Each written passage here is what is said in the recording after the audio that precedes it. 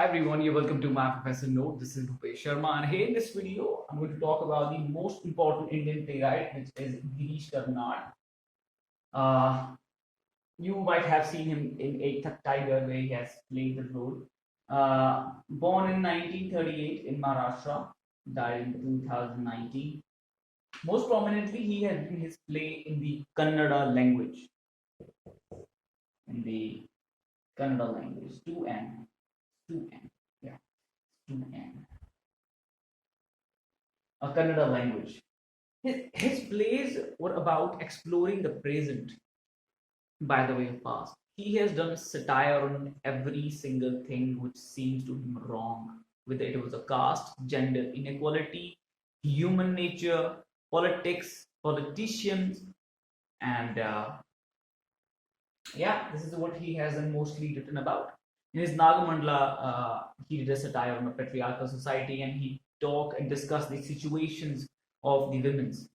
You know, they are unable to be themselves completely. They have always to be under this patriarchal society. They cannot share what they want to. They cannot express their feelings. They are just subjugated, right?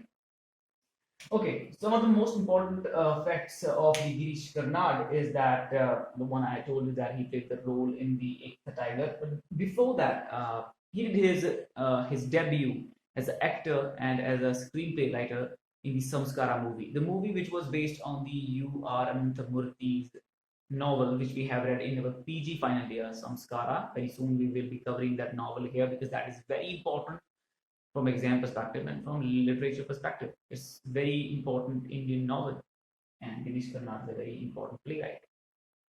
Okay, so and besides this, he has played the role of the Swami's father in Malgudi Days, the series which is based on the R.K. Narayan's short story collection. Let's talk about his all the plays now. Right, the first one is that we're going to discuss here is the Tuglaq. So Tuglaq is a play. Tuglaq is a play which was published only when he was 26 years of age. That's when the name and fame came to him at the age of 26. The play is an allegory on the Nehruvian era. It's a satire on Nehru. We can say that there is a lot of controversy, the kind of decisions he has taken.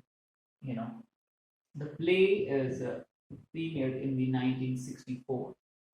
Muhammad bin Tuglaq is a character here who we can say is representing Nehru here and taking a lot of foolish decisions. He decided, the Muhammad bin Tuglaq here, he decided to shift his capital from Delhi to Daulatabad. So Daulatabad is a city in the South India where we have majority of Hindus, and now he started favoring Hindus more to be their favorite. There is a character called Aziz. Aziz, he is a very deceitful character, very clever. He became Vishnu Prasad, a Hindu, to have the benefits, to draw the benefits. He became Hindu by the name Vishnu Prasad. He appeared in the court and said that your newly formed kingdom has acquired the land, right?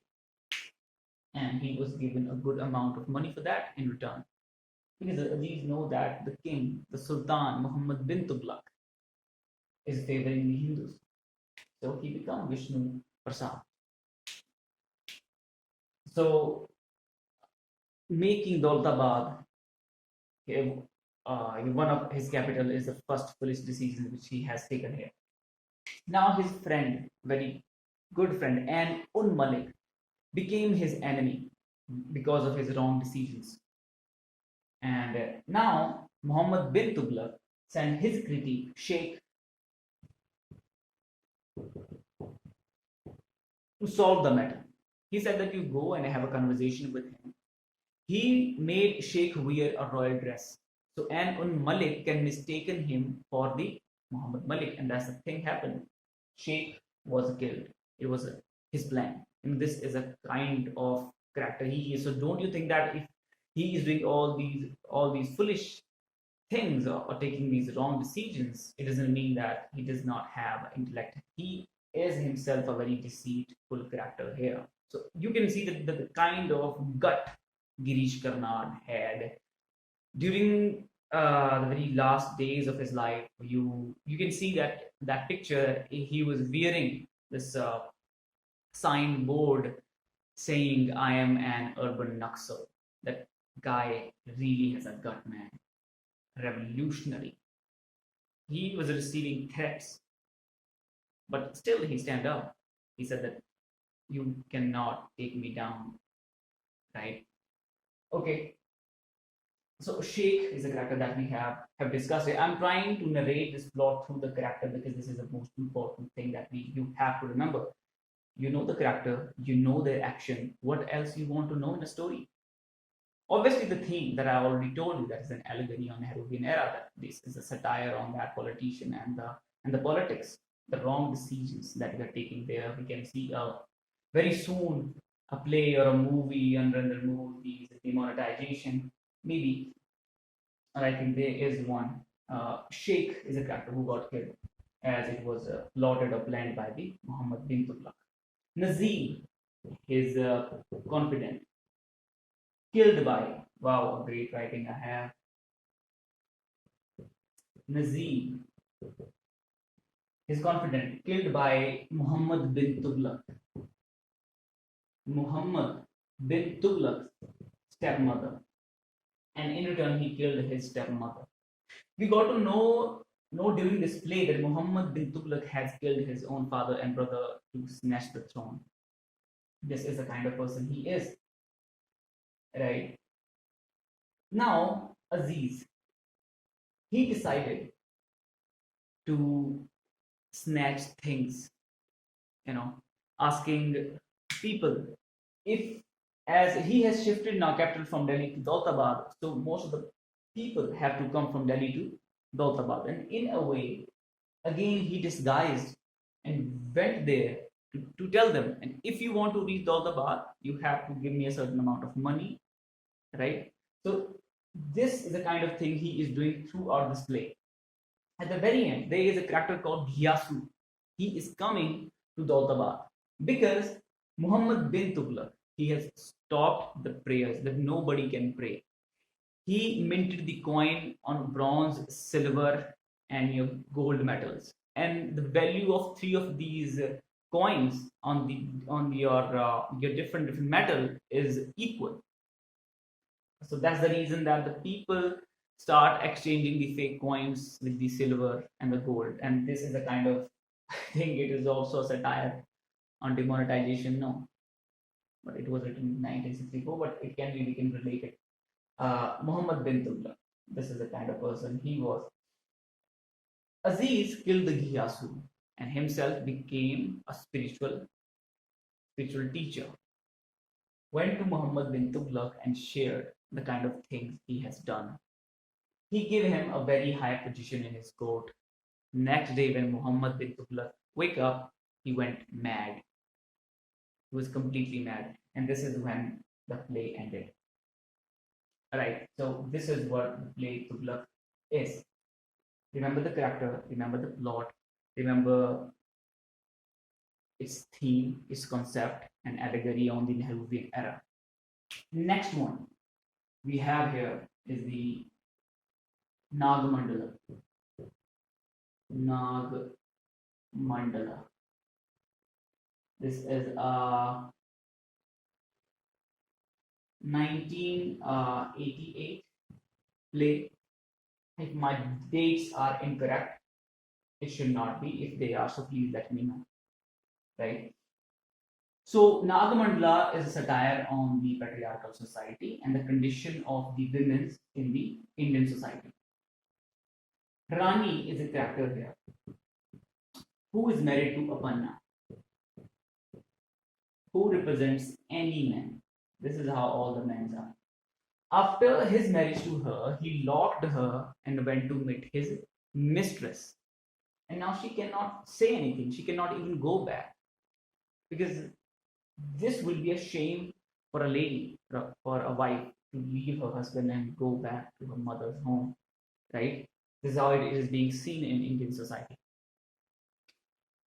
So then she didn't go. She just faced that She just controls her emotions. She can't even share all her physical, mental, spiritual, financial, social needs. There's nobody to take care of that, right? Then one day she took help from the Kurudeva, person who told her that you made your husband eat the mystical root, a potion, right? Kurudeva is a character who gave her the idea to make him eat the mystical root, a potion. She cooked it and it turned into a very horrible red color that she threw it out, disposed it in the jungle, and there it was eaten by a Naga. And that Naga fell in love with the Rani now. And now Naga came to her home in the form of Aparna, made love to her. And she thought that Aparna is changed now, right?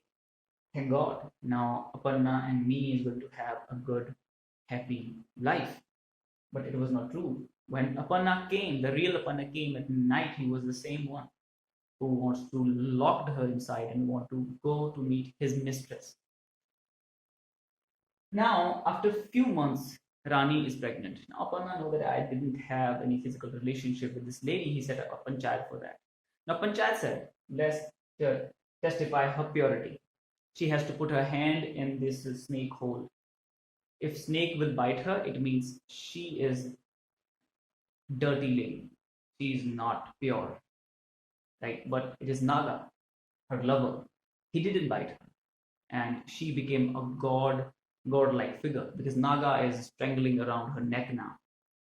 Now people are shocked to know that how can such an event took place, but this is happening in front of the whole panchayat and whole village, and even the Aparna is now worshipping her. It says that unless a lady raised to the status of God, there is no way for her to have that respect, right? To behave the way she wants to. And this is your Nagamandala play.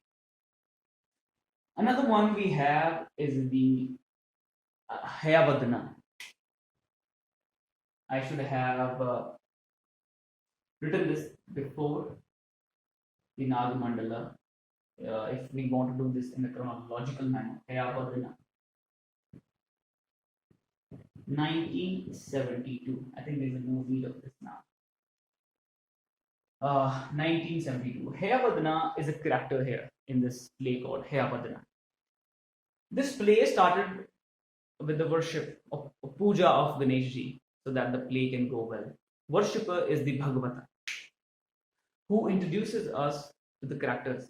A very odd creature is running on the stage, that is Hayavadana, half horse and half human. He tells his story to Bhagavata, that my mother and father, they were both in love. One day my father, after 15 years, he was a celestial, he was from heaven, from the another world, from the spiritual world. He was about to go back to heaven after 15 years, and my mother denied to go back with him. And he gave her a curse. He was born as a half human, as a half horse. And after that, we are introduced to the main cast of the play. That is the Devduta, Kapila, and Padmini. Devduta is in love with Padmini, and he said he will cut his head and one arm. He will offer his head and one arm if he will get to marry with Padmini. Devduta is a man of intellect. He is a poet. One interesting aspect I forgot to tell you about this, that I'm going to tell you now. Kapila is a strong man. He is an ironsmith. Right. The play is based upon the Thomas Munn's work, Transposed Head. Transposed Head is influenced by the Katha Sarita Saga, a 12th century Sanskrit text. And after reading this Transposed Head, Girish Karnad got influenced and he wrote his Hayavadana in 1972. There was a question in the 2021 that which of the following play of Girish Karnad is influenced by the Thomas Mann Transposed Head. So Hayavadana is the one there. We had option like Yayati, your Nagamandala, your Tuglaq, right? So Padmini wants to marry a man with intellect and a strong body. She, as he made an offering to the goddess Kali that he will cut his head and one arm if he get to marry Padmini. They got married, but she was attracted towards Kapila as he has a strong body, a very attractive physique. So she slept with him and gave a birth to a baby that they do not know, and he was jealous of this fact. Obviously, there will be a jealousy if a woman do such a thing, then or a man do such a thing. On their way one day, she was going back to her mother's home, and Kapila and Devduta were with him. On the way, there was a Kali temple. Devduta fulfilled the promise, the words which he has said, his offering of cutting head and arm. He cut his head. Kapila saw him doing this, did the same thing. Padmini was shocked to see this. When she arrived there, the Kali Mata appeared. And she said, "You replace their head, I'll bring them back to life." Right? Because they do not fulfill his promise. He was a great devotee. Now she did this thing, but she misplaced their heads. Devduta head on Kapila's body and Kapila's head on Devduta body. And they came back to life. And Padmini chose the Devduta because now head of Devduta, intellect, and the strong body of Kapila he has. But after some time, they came back to their original shape. Devduta become weaker and Kapila become the stronger one. And now she started going back again to Kapila. One day, Kapila and Devduta had a fight and they killed each other and they died. Now Hayavadana again appeared in the sea. He came back. Padmini has given birth to a baby. Now there is a baby. Now herself, she wants to kill herself too. So now she is going to the goddess Kali. At the temple, Hayavadana appeared. Now baby is there. Hayavadana go to Kali goddess and said that make me complete. And she made him complete horse because it was disastrous to be human. The kind of things were happening. One person is married to someone but attracted to someone else. The lust, right, of the physical love. Now killing and cutting each other. The Kali goddess does not want more human of that kind. So that is the reason that she made Hayavadana a complete horse. Right? So it's better to be horse, an animal, than a human. That is the moral of this play. Now, next one we have here, which is the Taledanda. Taledanda, which means death by beheading, right? Death by beheading, right? By cutting the head. This play is set in the 12th century. 12th century, Baswana is a character in Maharashtra. He held a congregation. The play is set during the Bhakti movement. All right, movement. So Baswana is a character who lives in the Maharashtra. You must have seen his statue also there. He held a congregation with a poet, very talented people, scholars, social revolutionaries are coming there. The main debate is the gender inequality in the caste system, that everyone should be equal. So while they were having this discussion, while this whole campaign and movement is going on, the Brahmin girl married to a cobbler's son, a low caste person. Now they fall back on their belief system, start cutting each other. There was a bloodshed, and the whole movement was failed.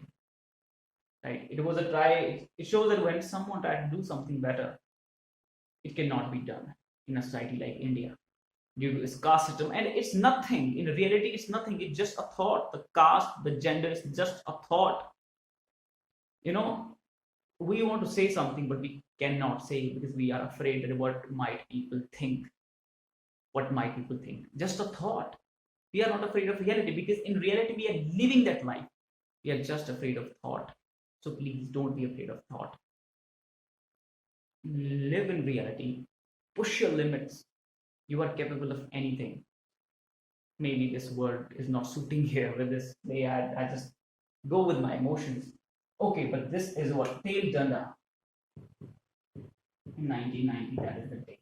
So these are the 4 plays which we have done, and make sure you write down every single play and its theme.